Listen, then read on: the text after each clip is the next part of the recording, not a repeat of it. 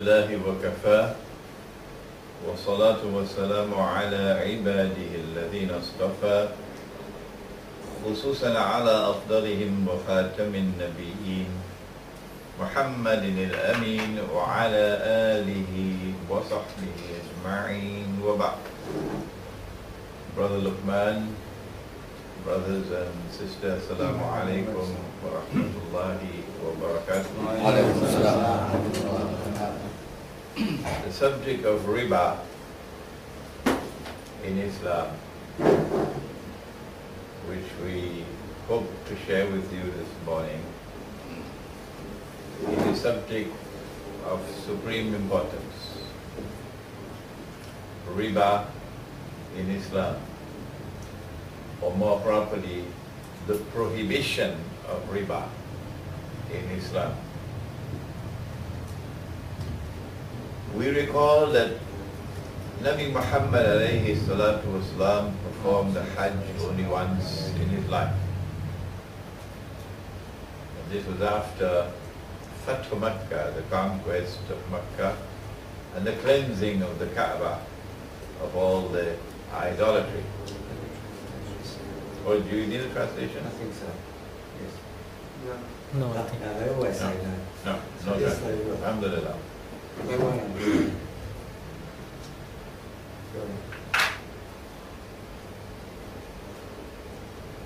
At the end of the Hajj, he gave the khutbah from Arafat.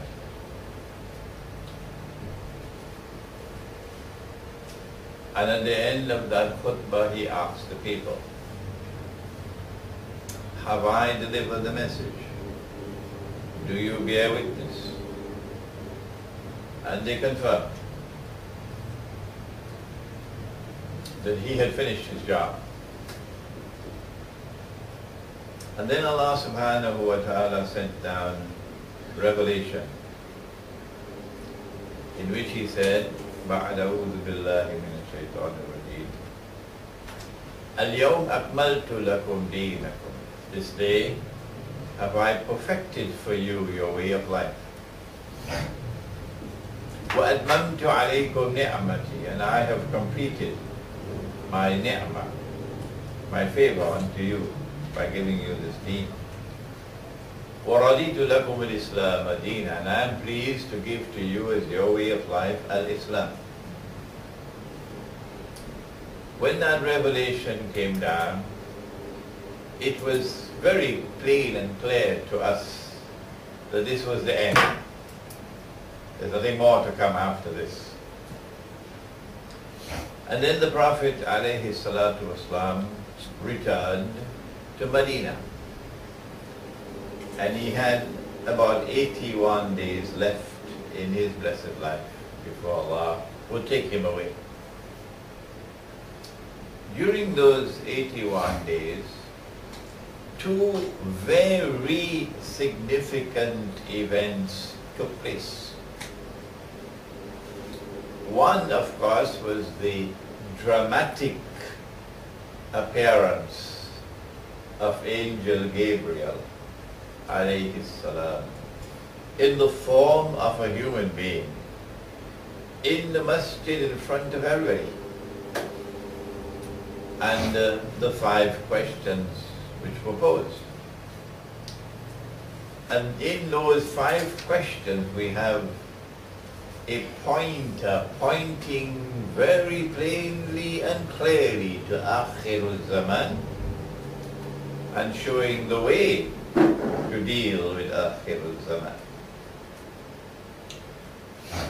What was the second event? The second one was revelation, which came down. And so that was not the last revelation. Even though it said the religion is perfected, the job is completed, yet it was not the last revelation. On the authority of Abdullah ibn Abbas, radiallahu ta'ala anhuma, And in a hadith recorded in Sahih Bukhari, we are told that the last revelation which came down was the revelation in Surah Al-Baqarah 275 to 281, and it was on the subject of riba. And in that revelation, Allah subhanahu wa ta'ala made a declaration that He will wage war for the eradication of riba. Not just that He would wage war, but that His messenger would also wage war, Nabi Muhammad alayhi salatu wasalam. And for even those with elementary common sense, if Allah is at war on riba, and the messenger of Allah is at war on riba, and we are not at war, we have our massacre and padang and we go home and sleep. There's a big question mark there about our integrity, about our faith.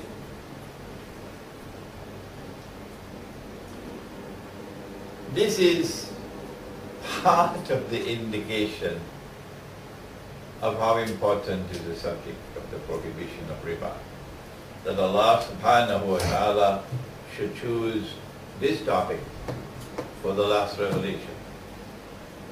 Not only the last revelation in the Quran, more than that. Because the Quran is the last book, then this is also the last revelation of all from Allah.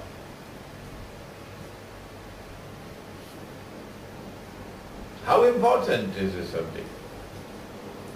Nabi Muhammad alayhi salatu wasalam was sent as rahmatul lil alameen. He is a source of rahmah, of mercy unto all of mankind. And yet He cursed. He cursed. He cursed all four. And He said that they were all equally guilty. Who are the four? The one who takes riba, the one who gives riba, the one who records the transaction, and the two witnesses. If you die with the curse of the Prophet upon you, any Prophet, there is no way whatsoever that you could ever enter into heaven. And whoever does not go to heaven will go to hell. There is no third location. It's either here or there. Nabi Muhammad alayhi salatu wasalam said about riba that it is comprised of 70 different parts. He said the smallest part of riba is equivalent to a man marrying his own mother, indicating how bad, how terrible is riba. He said, whoever consumes even 1 dirham of riba, dirham, in those days when we had not abandoned Islam, in those days we knew dirham is money. Now that we have abandoned Islam and we're following the Jewish-Christian alliance, we no longer know what is dirham and dinar. Whoever consumes even 1 dirham of riba, it is equivalent to committing zina 36 times.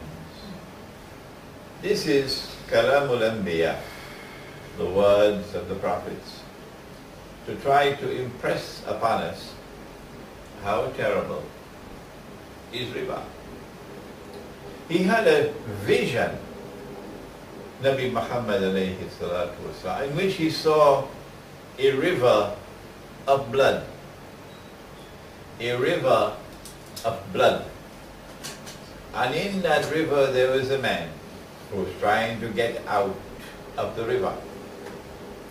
And every time he came close to the bank to get out, there was one on the bank who would pelt him with stones and drive him back into the river.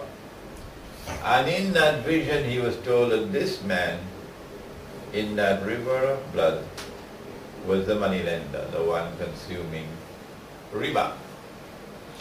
The famous British Sheikh, William Shakespeare, put it similarly in his very famous work, Merchant of Venice, where he portrays the moneylender as lending money not on interest, but that if you default on your payment of interest, you will have to give up 1 pound of your flesh. 1 pound of your flesh. This is the brilliance of William Shakespeare. What then is riba? The definition of riba in the Quran is to be found in that revelation which came down, in which Allah says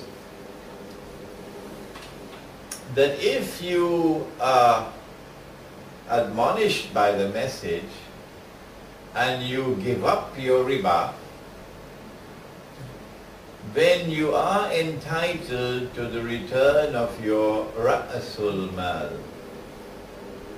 فَلَكُمْ رُؤُوسُ أَمْوَالِكُمْ, says the Quran. So now we know that a riba transaction is one in which money is lent on interest. Money is lent on interest. And if you give up the interest, then you are entitled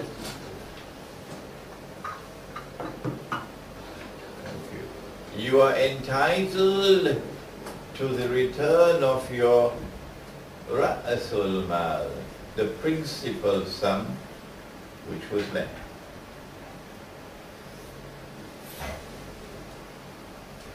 Why has Allah prohibited money being lent on interest? He gives the answer in the Quran.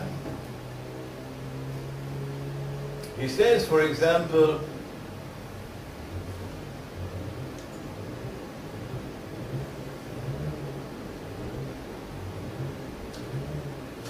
that if you lend money on interest, in order that your capital sum might increase, it does not increase with Allah.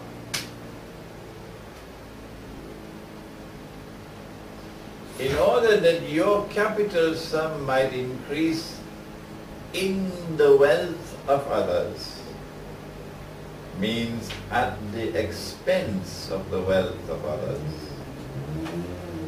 it will not increase with Allah. But if you give in charity, seeking Allah's face, meaning Allah's pleasure, then that will increase many, many times. An act of charity, a sincere act of charity, is one in which you give, you take nothing in return. That's charity.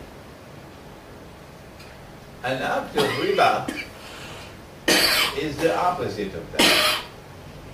The money lender takes and gives nothing in return. What he takes is an act of reaping. But the Quran says that وَأَلَيْسَ لِلْإِنسَانِ إِلَّا مَا سَعَى, that man is not entitled to reap unless he planted. وَأَن لَيْسَ لِلْإِنسَانِ إِلَّا مَا سَعَى. Sa'a means effort, planting. That you're not entitled to reap unless you plant. But the Quran is telling us that the moneylender is reaping without planting. If you reap without planting, the implication is that you're reaping what others have planted. You are living off the sweat of others. And so this is why the Quran says, fi amwalin nas. Your capital is increasing in the wealth of others at the expense of others. The Quran gives a second explanation when it says, وَأَحَلَّ اللَّهُ الْبَيْعَ وَأَحَلَّ اللَّهُ الْبَيْعَ وَحَرَّمَ الرِّبَا. Allah has made business halal and made riba haram. So if you want to eliminate riba, what do? You don't have to go and search for some kind of a sophisticated mechanism to create a creature called interest-free banking.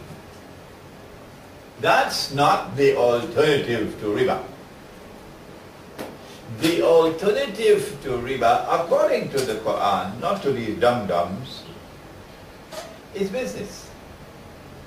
Allah has made business halal and made riba haram.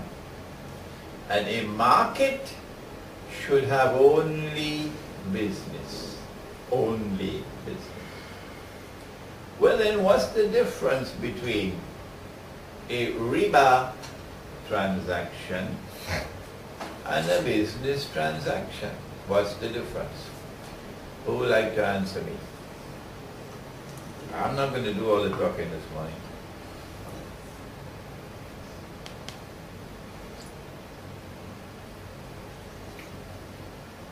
The question is, what is the difference between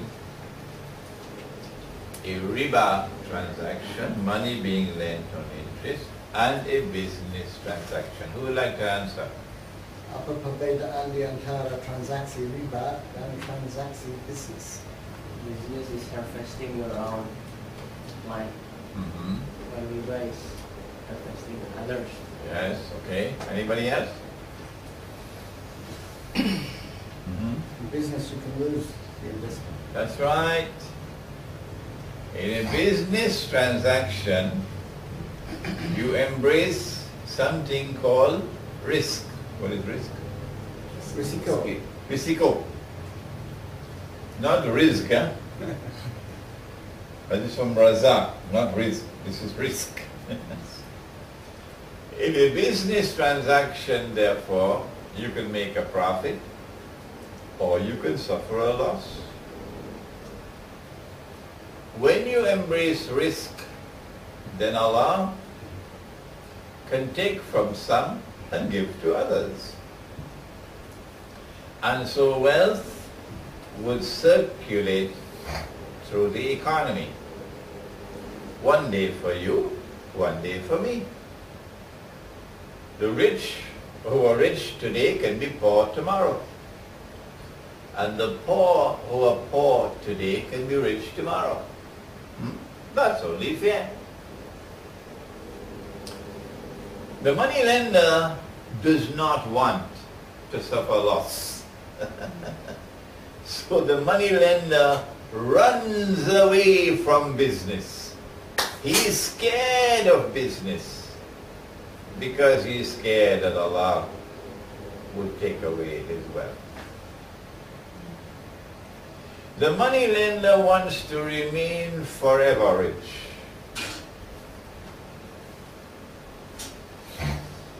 And so he lends money on interest. And in so doing, he seeks to eliminate all possibilities of loss. Whether the sun shines or the rain falls, he must get his profit and suffer no loss. Because there is the possibility that the borrower might default on the payment, the money lender seeks something called collateral, a mortgage, like property, land, building, something, that in the event that you default, he can seize your property and recover the money that is loaned plus the interest.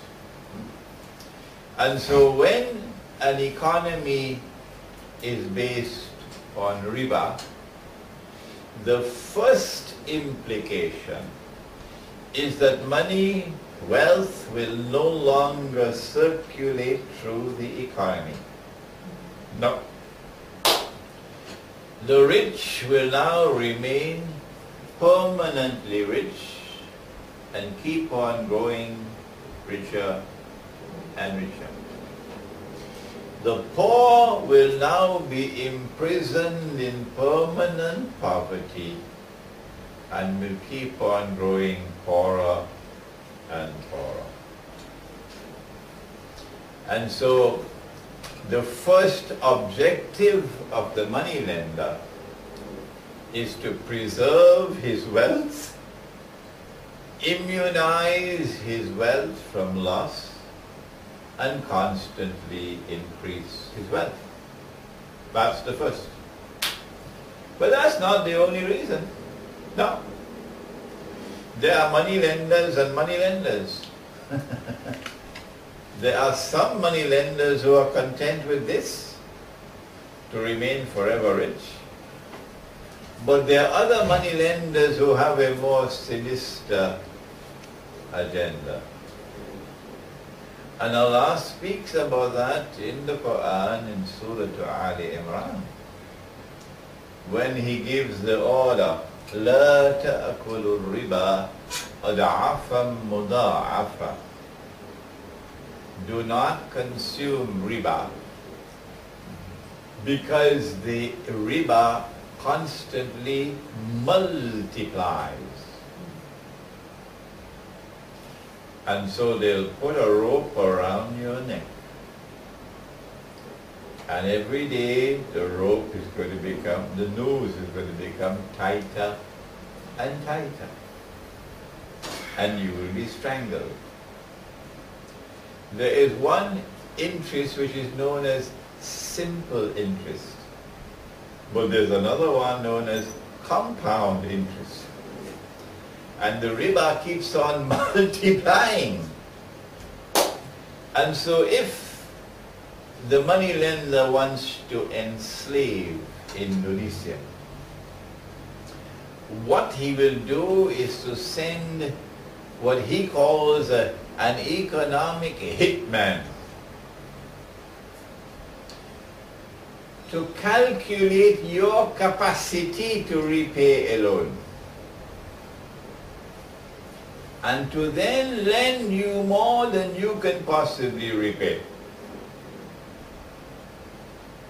And once you sign for that, he will ensure that that money which is loaned to Indonesia does not reach the people. That money must be used to fatten those who are servants of the moneylender, who will act on his behalf, so they'll be grateful for all the dollars that they're getting.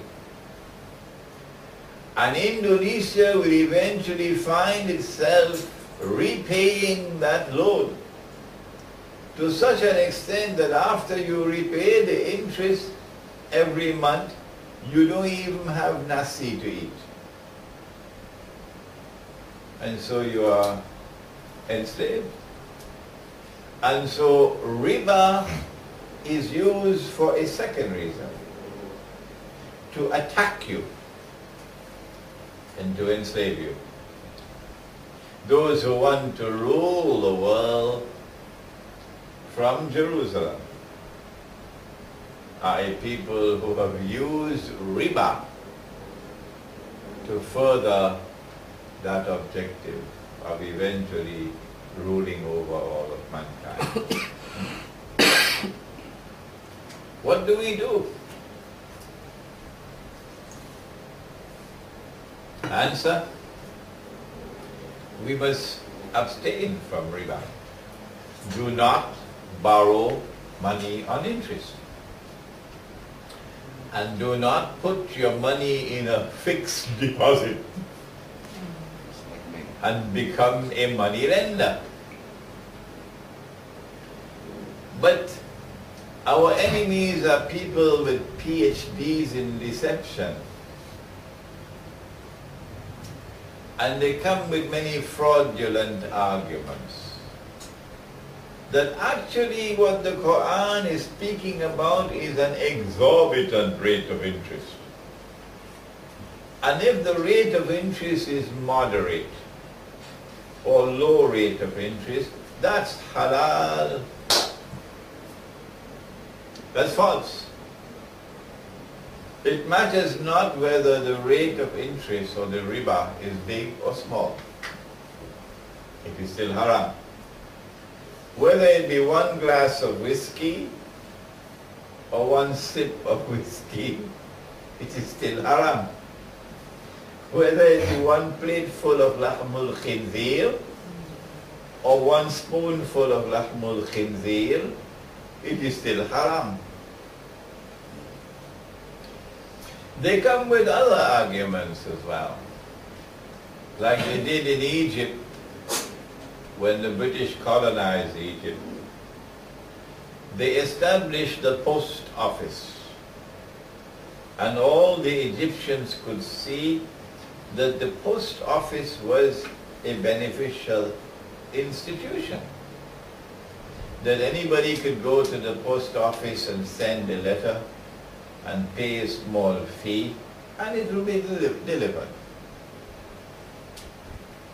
In order to raise funds to establish the post office, the post office establishment invited people to invest in the post office. If they were investing on the basis of a business transaction, namely, if the post office makes a profit, you share in the profit.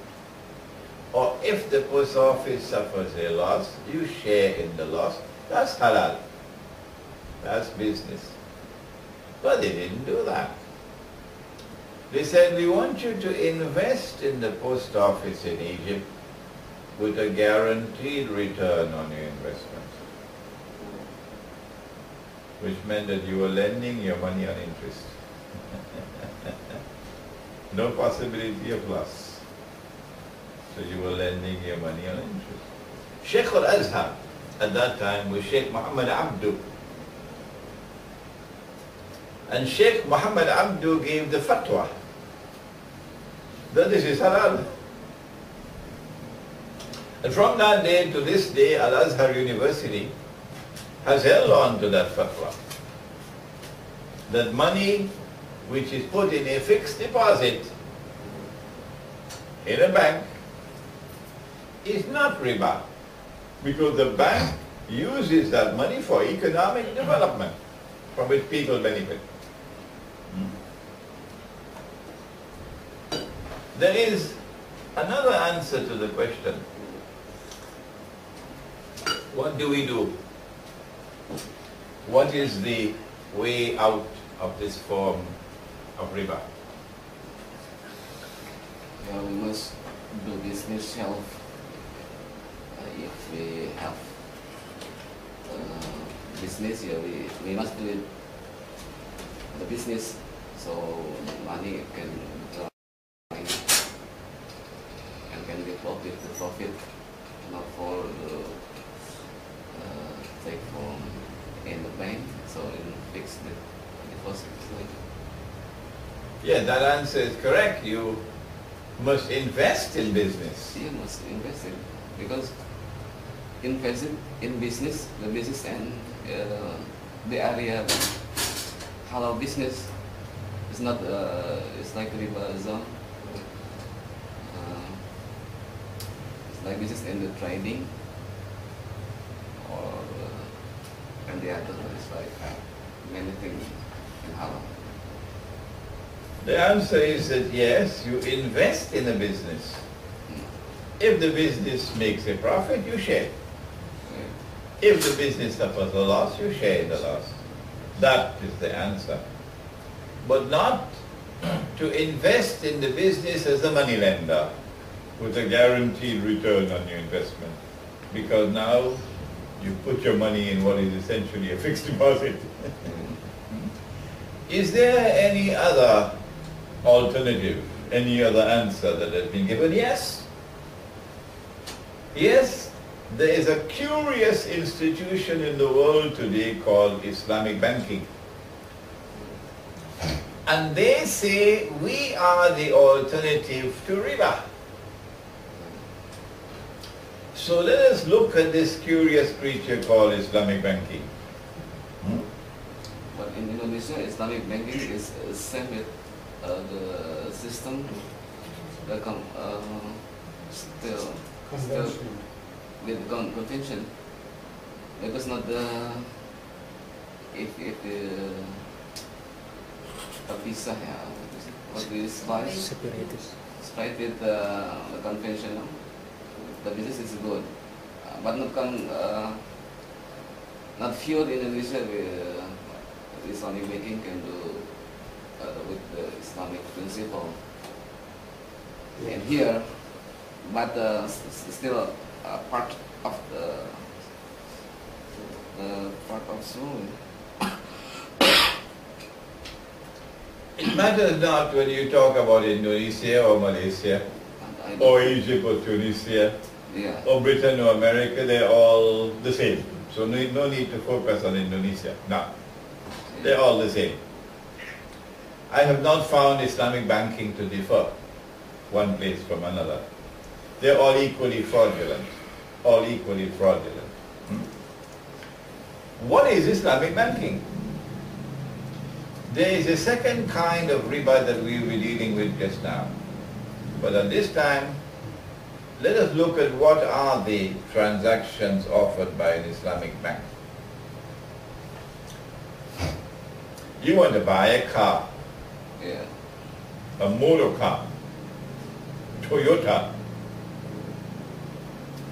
and you cannot afford to pay for the car cash. The cash price of the Toyota is how many million? 150 million. The cash price of the Toyota is 150 million. And you do not have the 150 million. So you have a motorbike, and mashallah, mashallah, mashallah, you got a wife. So now there are two of you. And then mashallah, mashallah, mashallah, you got a baby. So now there are three of you. But if your wife gives you another baby, how are you going to balance on the motorbike? One wife, one husband, two babies, three babies. One grandma, one So grandfather. we're gonna have to find a solution. We need a motor car. Okay?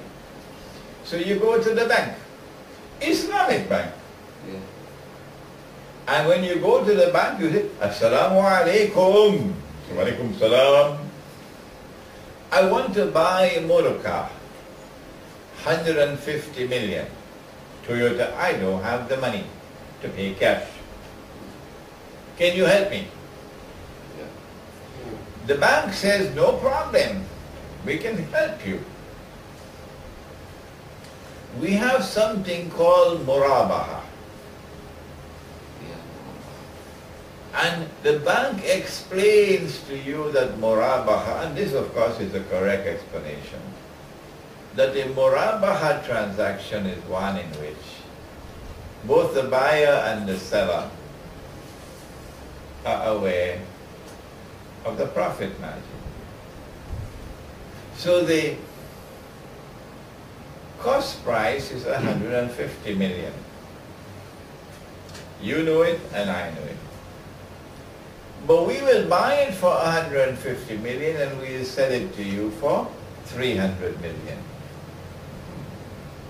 And since both buyer and seller are aware of the profit margin, this is, or they call it, the markup.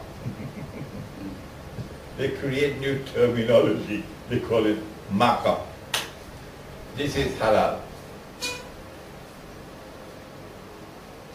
But why would I pay 300 million when the price in the market is 150 million? Why? If this is a cash transaction, but I don't have the cash to pay. So it can't be a cash transaction. But now we know it's a credit transaction. The bank is giving me time to pay, 5 years. And in return for time, 5 years. the money has increased. In return for time, the money has increased. So money is increasing by itself over time. It matters not whether it is a motor car or a house or a trip to Disneyland. It makes no difference. Money is increasing over time. This is not murabaha. No. If it was a cash transaction, it would be halal. But if it's a credit transaction, it is not halal. Because in Islam, credit price and cash price must always be the same. Must be the same. If credit price is higher than cash price, the difference between the two would be because of time, and that is riba. But our ulama give fatwa all over the world, not just Indonesia, Yeah. that this is a halal transaction. And so the Muslims are going to the Islamic bank to actually borrow money on interest. The conventional bank lends the money on interest through the front door. Islamic bank lends you money on interest through the back door. That's worse than the front door. There are other aspects of this murabaha transaction which makes it plain and clear that this is a more dangerous transaction than the one from the commercial bank. Let us turn now to the second definition of riba.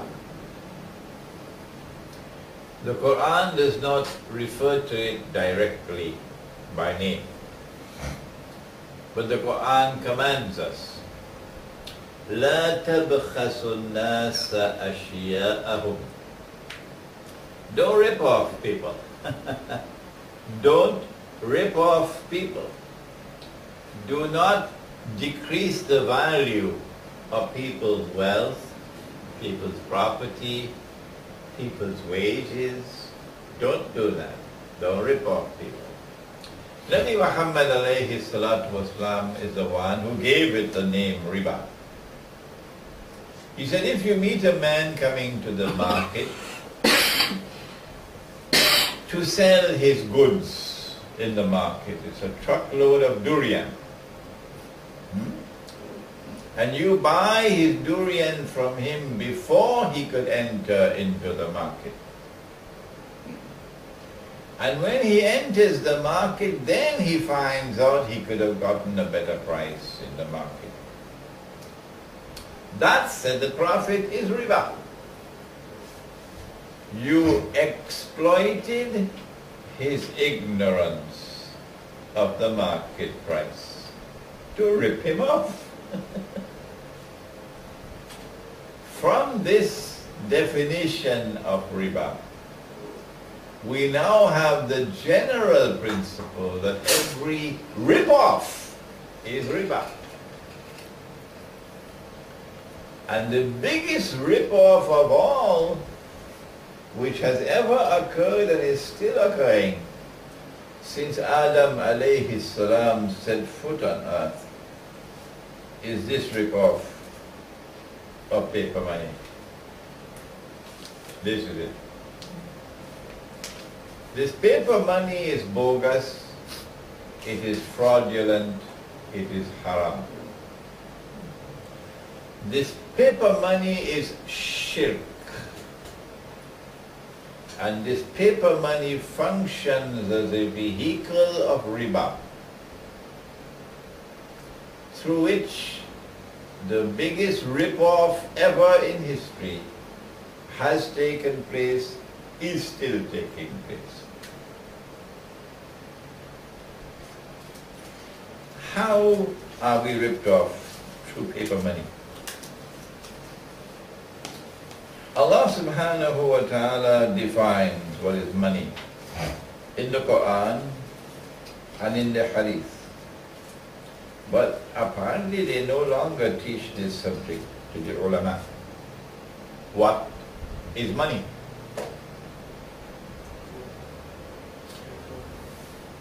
Bilal radiallahu ta'ala anhu came to the Prophet alayhi salatu wasalam one day with dates, kurma, and offered some dates to the Prophet alayhi salatu wasalam. The Prophet looked at the dates and he said, Bilal, these are very high quality dates, kurma.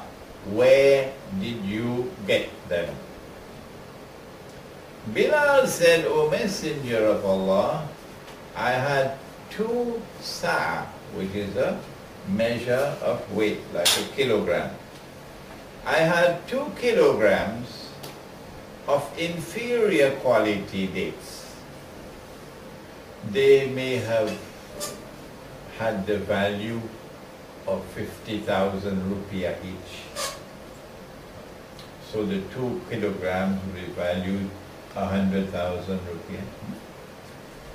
I had 2 kilograms of inferior quality dates, and I exchanged them for this 1 kilogram of superior quality dates. And this one has a value of 100,000 rupiah. So in value, they were the same. In value, they were the same. Bilal, said the Prophet, this is the essence of riba. Do not do that.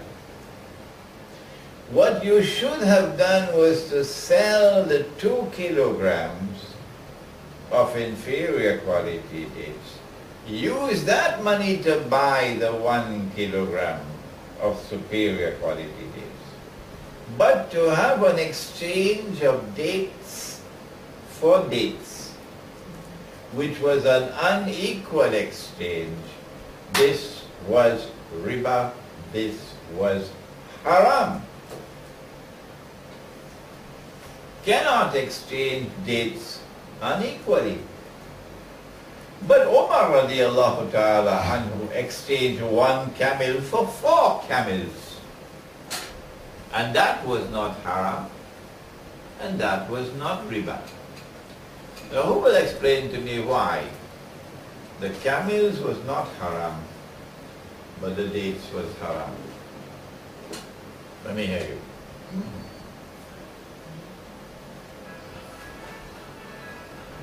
Much camel spread lead and contains other baby camel. No. Yeah. Camels are not normal commodities. And the dates are commodities. Okay, next. Because camel is not money. Meanwhile, dates, it's money. MashaAllah, your foreign ministry is making good advances here. Camels were not used as money. Animals were not used as money. But dates were used as money.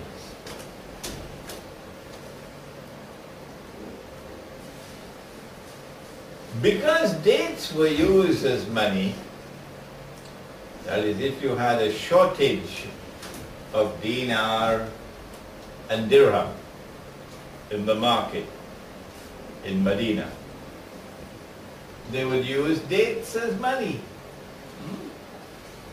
Because dates were used as money, if we allow an unequal exchange of 2 kilograms for one, if that's halal, then the money lender will come and lend you 1 kilogram for 2,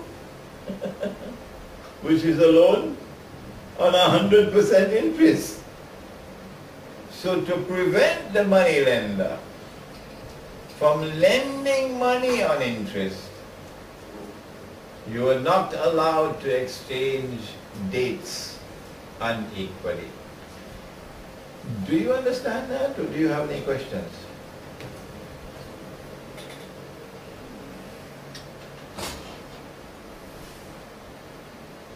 I wonder if they understand. And us about credit is like example. It's like if we need one house, the houses like here, but we don't have case for transaction must be credit. So the credit need by finance credit, it's like finance credit on bank or finance. It is different price, cash price and credit price, but bank can offer with insurance, with the insurance, high price. With insurance, but the cash price without insurance is different, and it is different price, cash and credit with insurance. It is including riba or not, is like this. You have returned now to the subject that we've just left behind, Islamic banking. So let us leave this question until the question and answer session. What I've just done was to explain why it was haram and riba to exchange 2 kilograms of dates for one. But it was not haram and not riba to exchange 4 camels for one. I wanted to explain in Bahasa. You didn't understand? I understand. Good, explain to them. Could you repeat again? No, why should I repeat it? Oke. Adalah bukan hal yang halal apabila kita menukar. Tadi kan disebutkan bahwa hadisnya Nabi Muhammad mengatakan kepada Bilal, Bilal, dari mana kamu dapat mendapatkan kurma ini? Kurma ini sangat bagus. Kurma itu ada 2, ditukar kepada 1. 2 kurma jelek ditukar sama 1 kurma bagus. Seharusnya yang dilakukan adalah jual kurma itu masing-masing 100.000. Kalau harganya 50-50, kemudian baru beli kurma yang bagus itu. Karena apabila nilainya sama, nilainya itu dikatakan halal apabila tidak mengurangi kualitas dan kuantitas dari yang kita jual. Jadi kalau kita punya barang yang jelek 2, harganya 100.000 ditukar dengan barang yang bagus 1 tapi harganya 100.000, itu dalam Islam nggak boleh, karena kita telah menipu seorang yang kita jual itu bahwa 2 barang kita yang senilai harganya sama itu jelek. Yang harus kita lakukan adalah kita jual dulu, kita dapat duit, baru kita cash 100. I had a question. Why it's riba? Because you say that in in that time, dates were money. And why Bilal must sell those dates first before he can get the another good dates? Because it's all the same. When Bilal sell it, he get money, but the dates itself, it's money. Why? That's what he's supposed to explain to you in bahasa just now. Karena itu menipu. Karena dinanyakan Kan ada kode itu. I have not as yet completed the definition of what is money. Let me finish that and we'll come back to this. Okay. Why was it that an unequal exchange of dates was haram, was riba, but an unequal exchange of camels was not? The answer to that question is located in another hadith. So let's go to that hadith now. And I want you to listen carefully. Put on your thinking cap. The Prophet said, sallallahu ta'ala alayhi wa sallam, if a transaction involves an exchange of gold for gold, or silver for silver, I'm speaking as slowly as I can. I can't speak slower than this. I don't want to speak slow to put you to sleep. I'm speaking slow so you will understand. That's why. Yes. If a transaction involves the exchange of gold for gold, or silver for silver, or wheat for wheat, or barley for barley, or dates for dates, or salts for salt, it must be equal for equal. If you have 2 kilograms on this side, you must have 2 on this side. It must be equal for equal. It must be hand to hand, meaning credit transaction is haram. You're not allowed to have a credit transaction when the transaction involves an exchange of gold for gold, or silver for silver, etc. Other than this, it would be riba. What is common to all 6? Gold, silver, wheat, barley, dates, salt. What is common to all 6? Answer: all 6 were used as money in the market.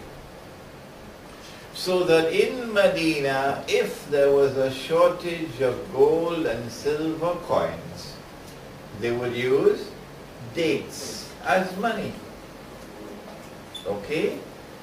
And so now we have the definition of money in Islam. Of course the government of Indonesia is going to reject it. Of course the IMF is going to reject it. Of course. But we're talking about Islam, we're not talking about them. The definition of money in Islam is that money is either precious metals, gold and silver, or when gold and silver are in short supply in the market, then money would be commodities of food consumption, which have a shelf life, meaning you can store them. You can't store mangoes, can you? Mangoes are rotten. So commodities of food consumption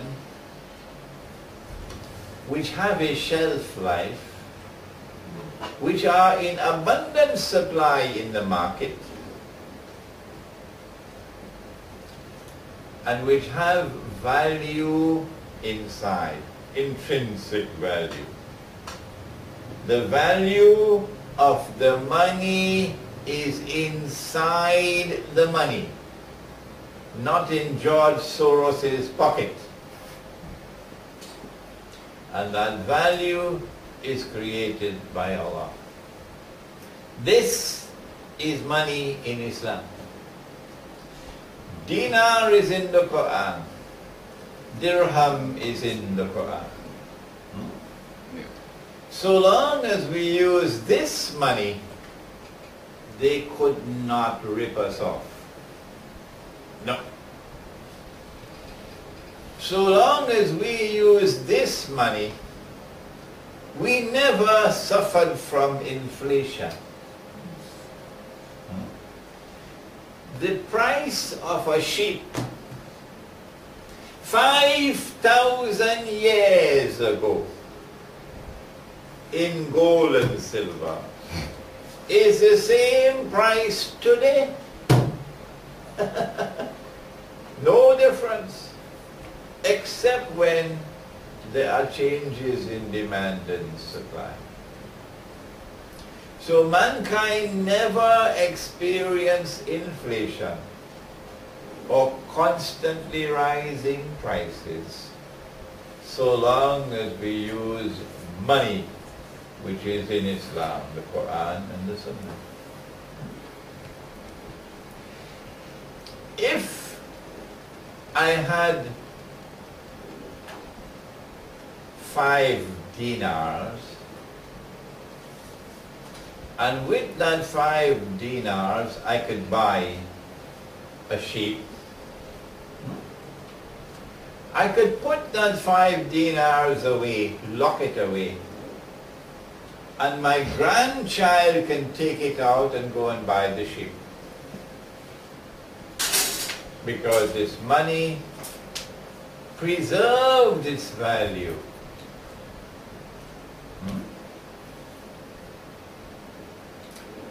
What the enemy did was, first of all, and this was my lecture last night on the International Monetary Fund, what the enemy did was to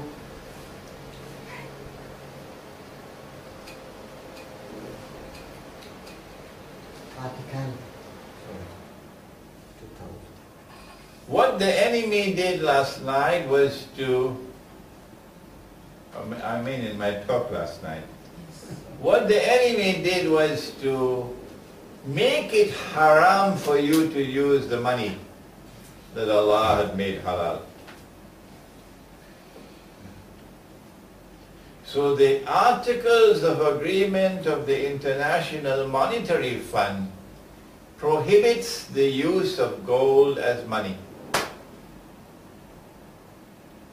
If you make haram what Allah made halal, that is shirk. And if we accept it, we also are in the shirk.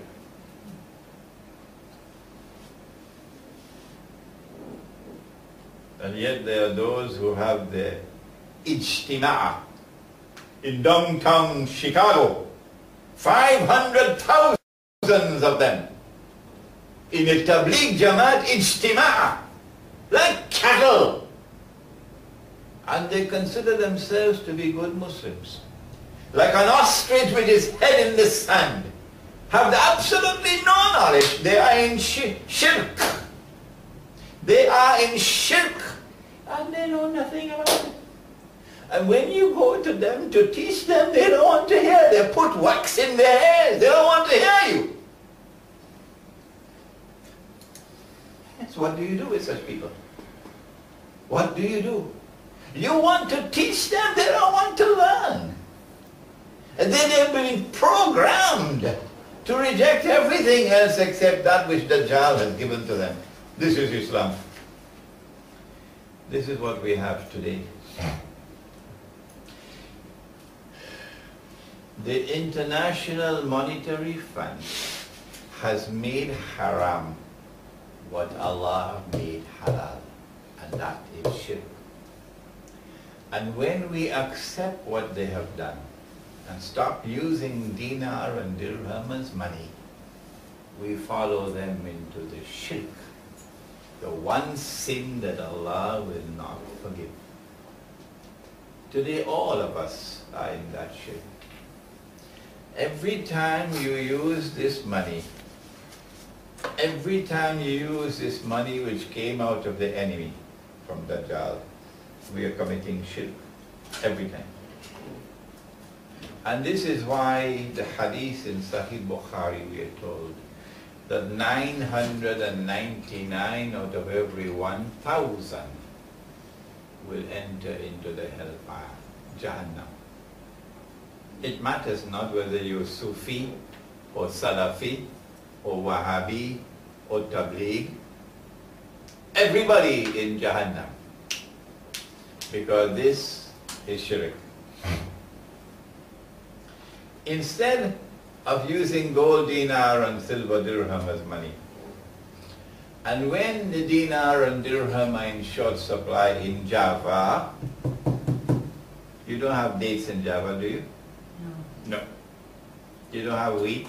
No. You don't have barley? No. What do you have? Paras. Rice. Rice. So you use rice as money. Yeah. Does rice rot? Or does it have a shelf life?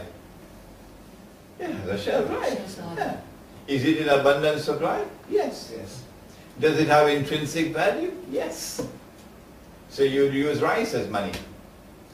Is there any alim in Java who is telling you to use rice as money? Anyone? Even one?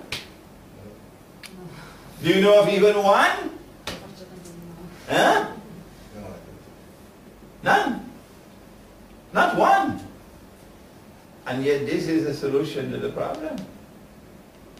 To turn away from the shirk, you have to turn back to money in Islam. If you are to turn back into money in Islam, you can't use gold and silver. Your own gold mines in this country are not owned by you. Huh? If you want to return to Sunnah money, you're going to have to use rice as money in Java. Nobody talks about it. Huh? They gave us this instead. Yeah. If you take a piece of paper and you print a picture on it and you put a number and you give to this piece of paper a fictitious value, you are attempting to create wealth out of nothing. That also is shirk. Only Allah creates wealth out of nothing. Only Allah. So they give a fictitious value to it, and we accept that value, so we follow them into the shirk. So every time we use this paper and accept the value that they gave to it, we commit shirk. Does Tabligh Jamaat understand that with their head in the sand like an ostrich? No. They don't. They don't care about this. What are the implications of using this paper? The United States can buy all the oil of Saudi Arabia free of charge. You don't have to pay for it. No, it's free. All that you have to do is to get paper, ink, and a printing press. Paper, ink, and a printing press.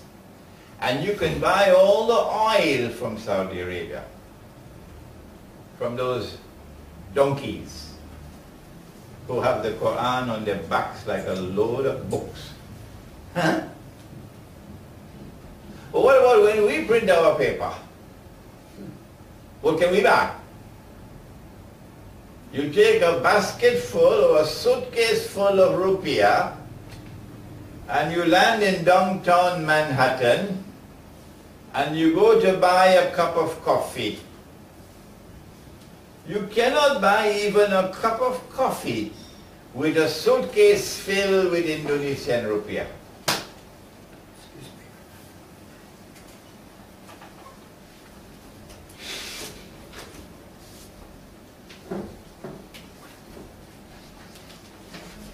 That's the pathetic state that we have. Can you turn on the fan, please?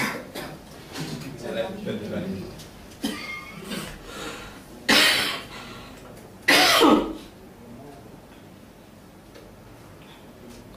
Thank you.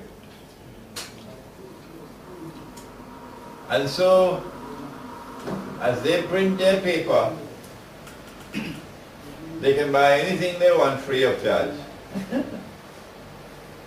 And when we print our paper, we cannot. So they go richer and richer, and we go poorer and poorer. But that's not the end of the game. The game is that all the paper money must constantly be decreasing in value, all. But their paper must sink at a lower speed than ours. As the paper goes down in value, prices will rise. And they call that inflation. And you can go and do your PhD in finance from Harvard and Yale and from Oxford and Cambridge and come back with zero knowledge of inflation. Simple. Because they don't study monetary economics from the perspective that we've given you here. This is going to be too cold for you, so I suggest you put your chair. I'll come on this side here. It's going right under my feet. Yeah. My feet are my weak spot.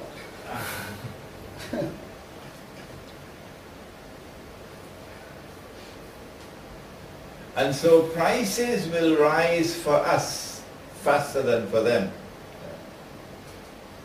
And as prices rise, the implication is our money is falling. And so the cost of living is increasing. In fact, we are becoming poorer.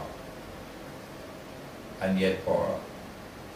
Until they are ready to tighten the noose around the neck.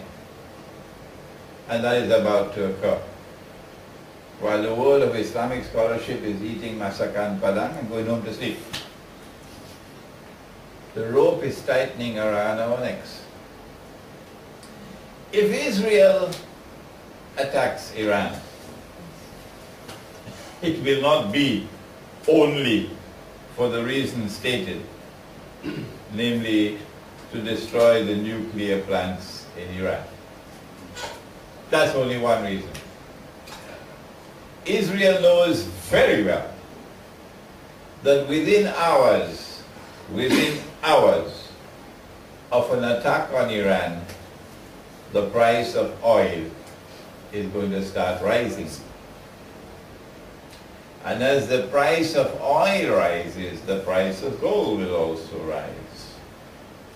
And the rising price of gold will be the falling value of the dollar, because gold is valued in dollars and oil is valued in dollars. The two are linked together. Oil and the dollar, gold and the dollar, linked together. Within days of an attack on Iran, the price of oil and the price of gold is going to go even higher.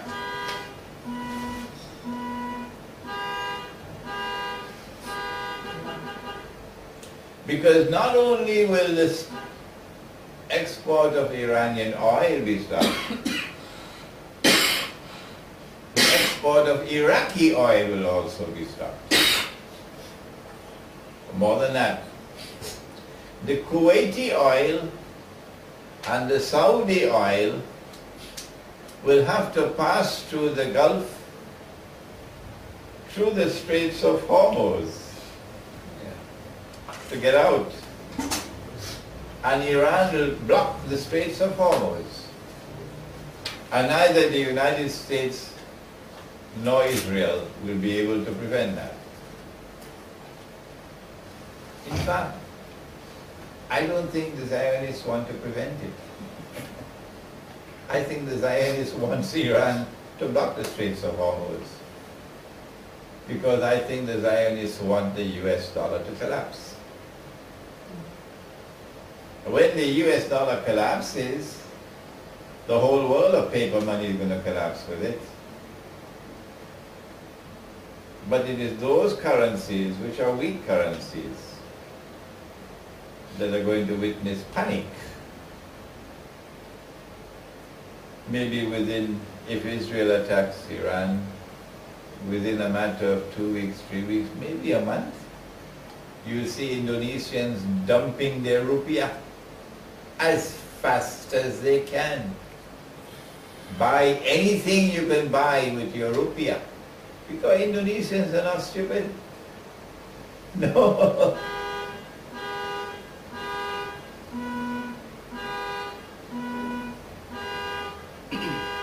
Testing is on. Testing is on, yeah.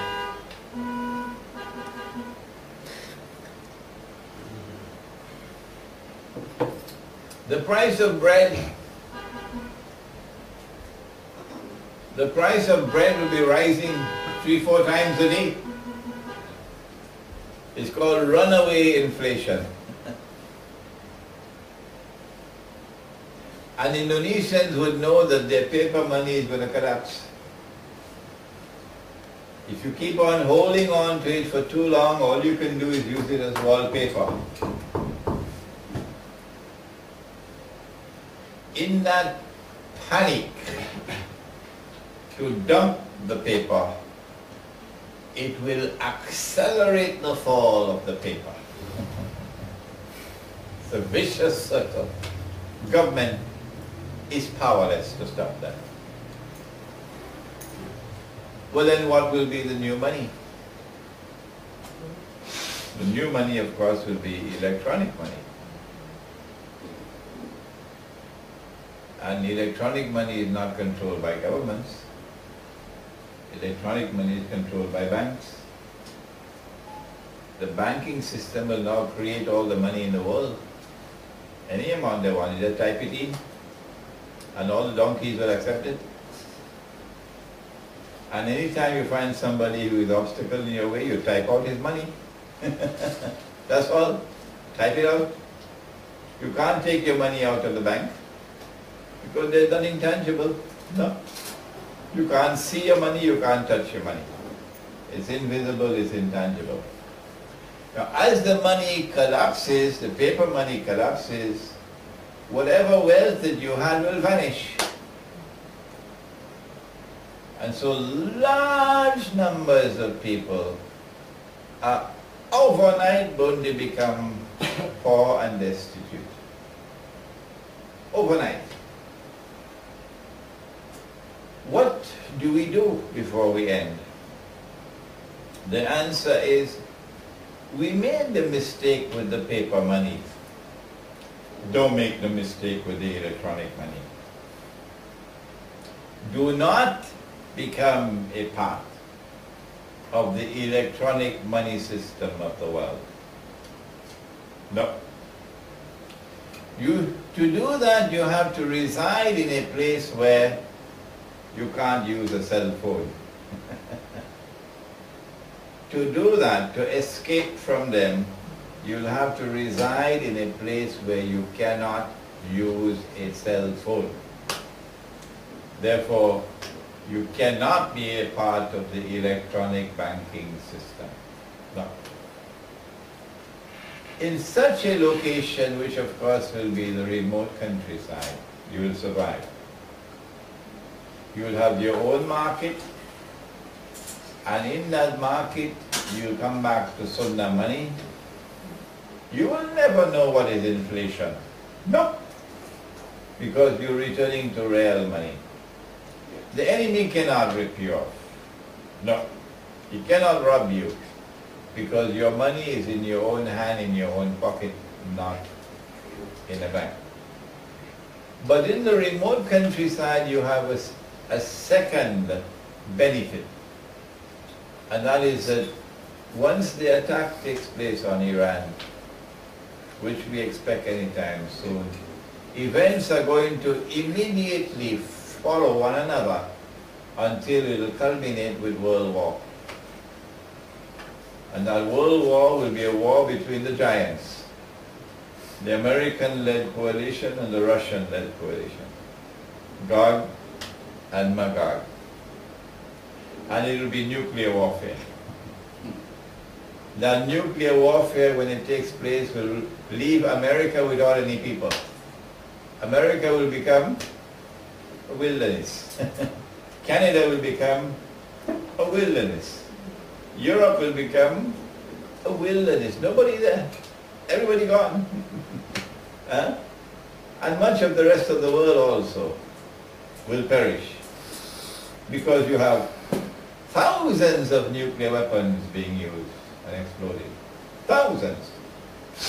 Every city, major city in the world will perish.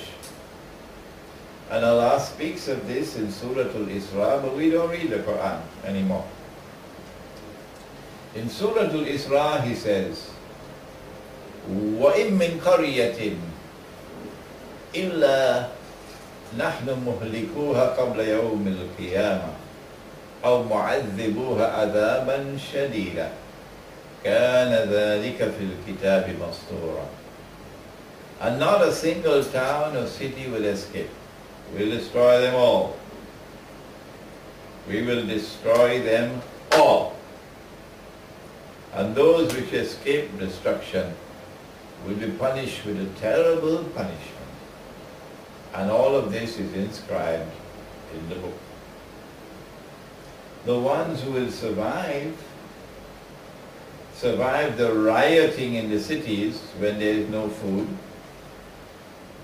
survive the nuclear explosions and the radiation, the nuclear radiation, will be those who are outside of electronic range, in the remote countryside. And those are the ones who tomorrow will form the army that will liberate the Holy Land.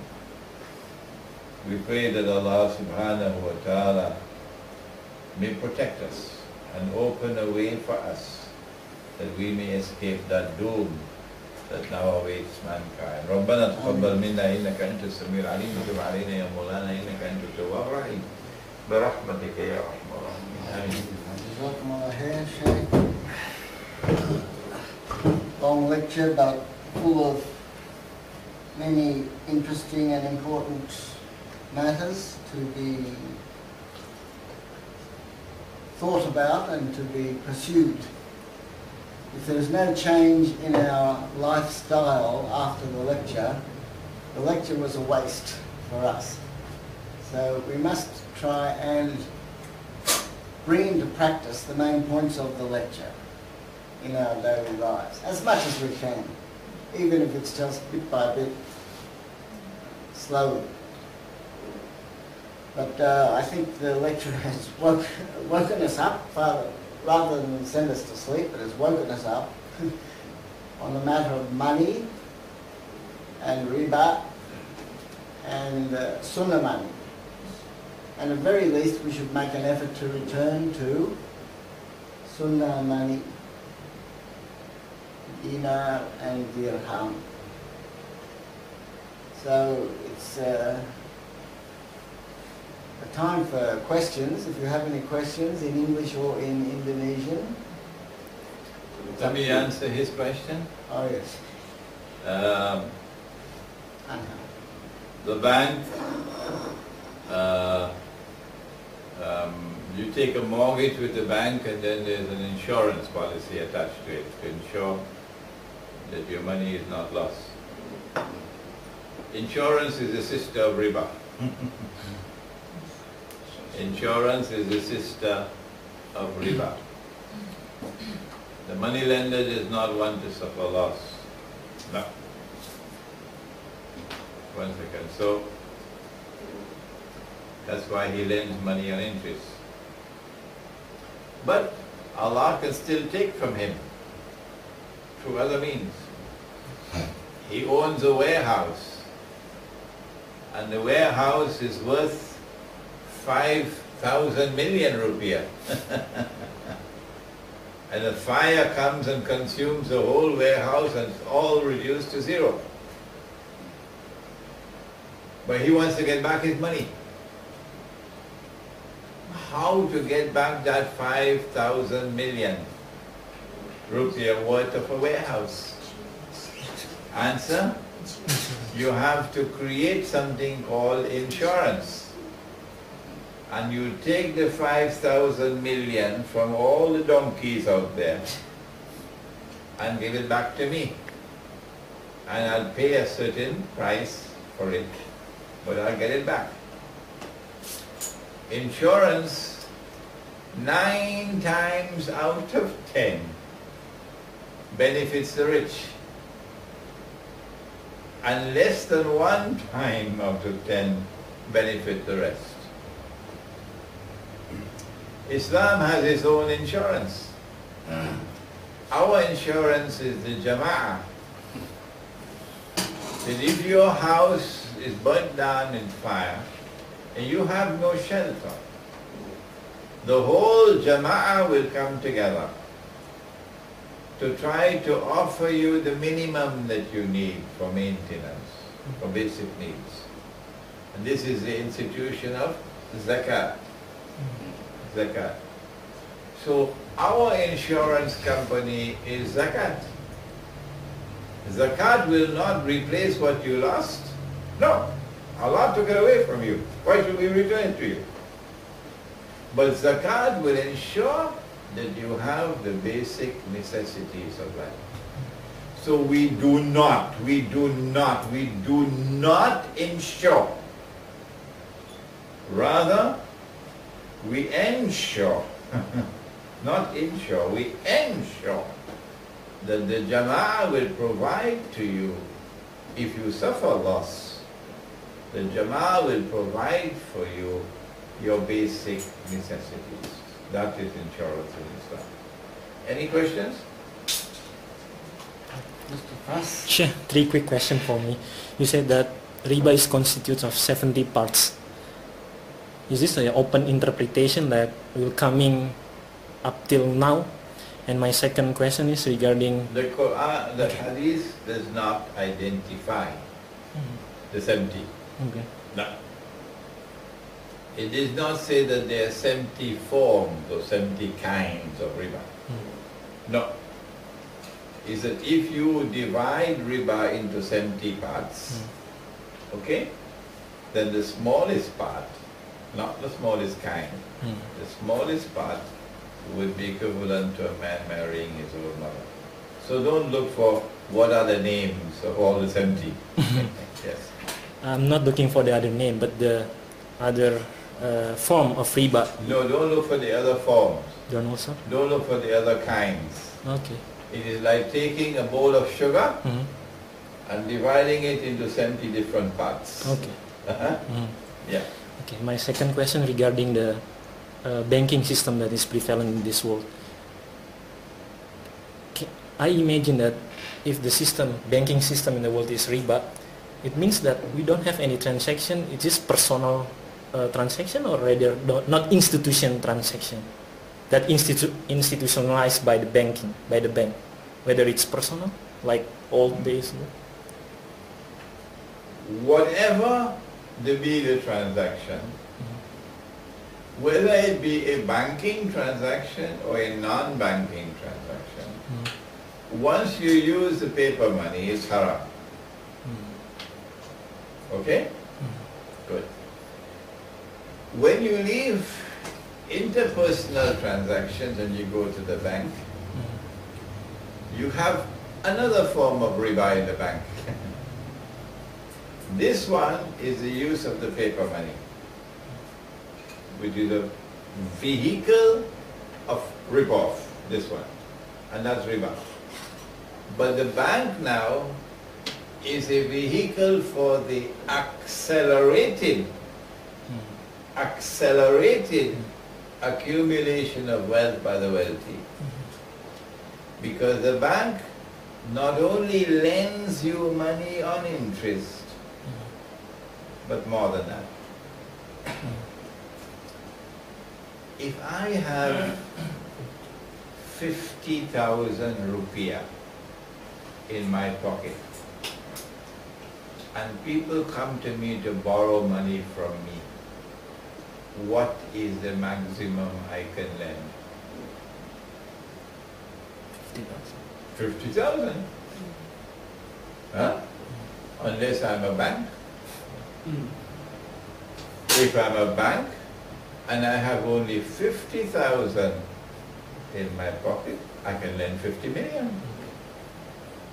It's called fractional reserve banking. In other words, one rip-off is paper, ink and printing. And this is another rip-off now. The money I don't have, I can lend. Okay. So this is accelerating the rip-off. My last question, Sheikh.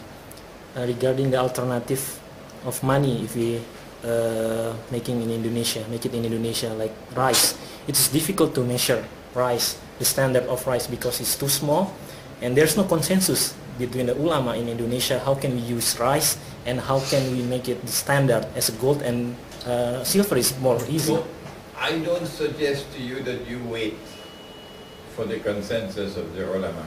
Okay. Because they're all sleeping. So how? They're all sleeping. Sleeping on the bed. And even if you go and try to wake them up, they don't want to wake up. No? I know. I've been shouting from the mountain tops for 15 years now. The only man who heard me was Dr. Muhammad Mahathir. Umar Vadilio and myself have been in this region talking on this subject. We were the only two, Umar Vadilio and myself. Who listened to us? The ulama in charge in Kelantan. Kelantan never listened to us. No. But when Dr. Mahathir got up and he declared that this US dollar is a form of imperialism, and he called for the return of dinar and dirham, only then did Kelantan wake up. Kelantan. Kelantan, don't you know who is Kelantan? State in Malaysia. Kelantan is a state in Malaysia. But who Kelantan, when I speak of Kelantan, I assume you will understand that PAS is in control in Kelantan. Islamic movement is in control in Kelantan. Ulama in control of Kelantan, not Mahathir. So when I say Kelantan, I mean the ulama, the PAS ulama. We spoke to them, they never listened to us. And those are the political ulama. Huh? So don't wait for consensus of the ulama. You cannot solve the problem macro. Okay. The only solution you can offer is micro. Micro. And micro is in the countryside, the remote countryside. This is my opinion, you don't have to accept it. Excuse me, sir. Yeah. If there's any consequences with different measurement of the rice, it will be untradable, because let's say in Java we have 500 districts. If we want to tradable exchange, it will be different because it will be rice in the Yeah. Your micro market will be in the remote countryside. It will not be a market with 500,000 people. Okay. No. It will be a market of a small kampung. And in that small kampung, they will more likely than not be using all the same rice. In the event that there is a need to trade between one market and another, the traders will have to solve the problem of the value of this rice when compared with that rice. That's not your problem. The ones who buy and sell, they will solve those problems. You don't have to solve those problems for them. Yeah. Any more questions? Or shall we go and have a cup of hot tea? Yeah. Yes, sir. If we want to complete the application of all the regulation of our Quran, the world must be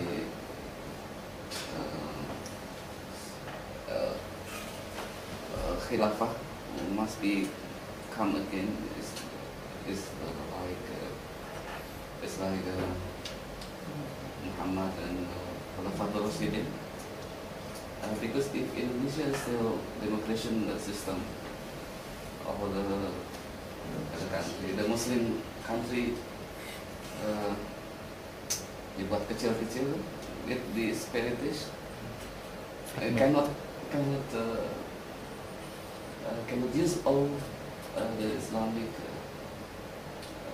regulation for all to end our life with the conflict. Because in Indonesia still the education system, it is very difficult for use. It's like dirham or dirham. It's like this.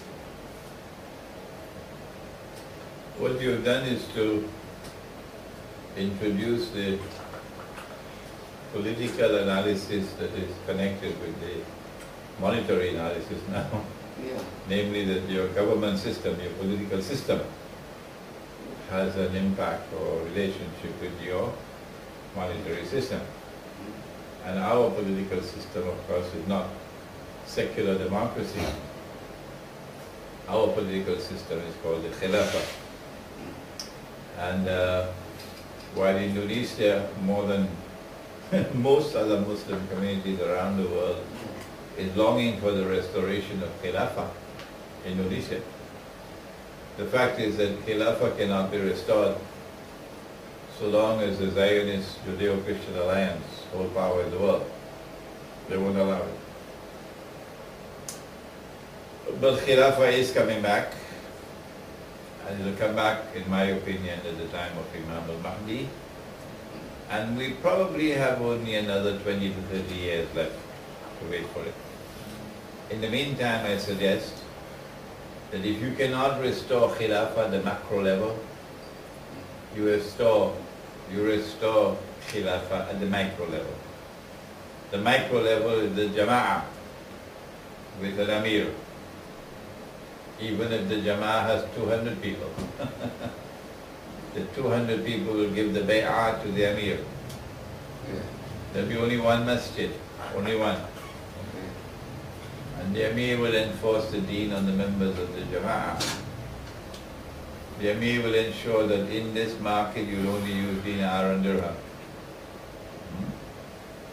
This is how the political system supports the economic system. Okay, I think we've had enough for today. Yeah. One more question. In the recent time, how can we avoid doing shirik while we still cannot avoid doing the paper money, say? And my other question is... One at a time.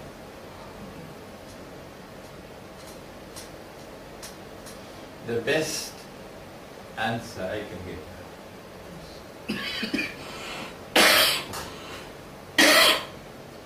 is that we must recognize and accept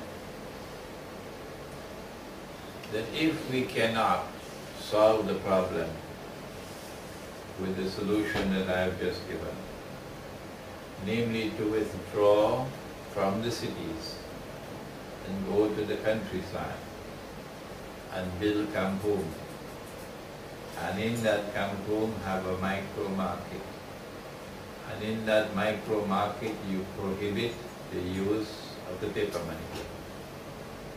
And of course electronic money can't work out there because you can't even use a cell phone. And in that market you bring back the sunnah money. If that is not possible, then the only other road open to escape from shirk is the one given by the hadith. The Prophet said that the time will come when a man, in order to preserve his deen, would have to flee to the mountain sides where rain falls and take with him some sheep and goats. If we remain where we are, we remain in shirk. And if we die with the shirk, we go into the hellfire. So while still there is life, there is an opportunity. I should be over there rather than here. My choice is to be over there in the remote countryside, not here. I sacrifice that to go around the world to teach you. And in doing so, I take a risk that if I were to die while I am traveling, I go into hellfire. Yeah, because there is no forgiveness for sure. So I am taking this great risk knowingly, so that I can come and teach you. But as soon as I finish, you're not going to see me again, inshallah. As soon as I finish my travels, I want to head for the remote countryside. You won't be able to contact me by email. You won't be able to call me on the phone. But at least I won't be using the paper money. Okay? That's the last question. That's enough? What is the time? Oh yeah, the next question. Comparing to dinar, which one better, dinar or pure gold? We in Indonesia usually buy pure gold. The sunnah is a coin. Whether the coin is circular, or the coin is square, or the coin is oblong, once it's recognized in the market as a coin, that's the sunnah. Okay? Normally, the coin will have a certain stamp on it, which would identify who it is who issued the coin. So once it has that stamp on it, it is supposed to have a certain weight and a certain purity. And if it is found to have less than that weight, you'll be arrested. The market police will arrest you and question you, where did you get this coin? Because it is haram to chip the coin to make it less in weight. And it is haram to dilute the coin with an alloy to make it less in purity. Eh?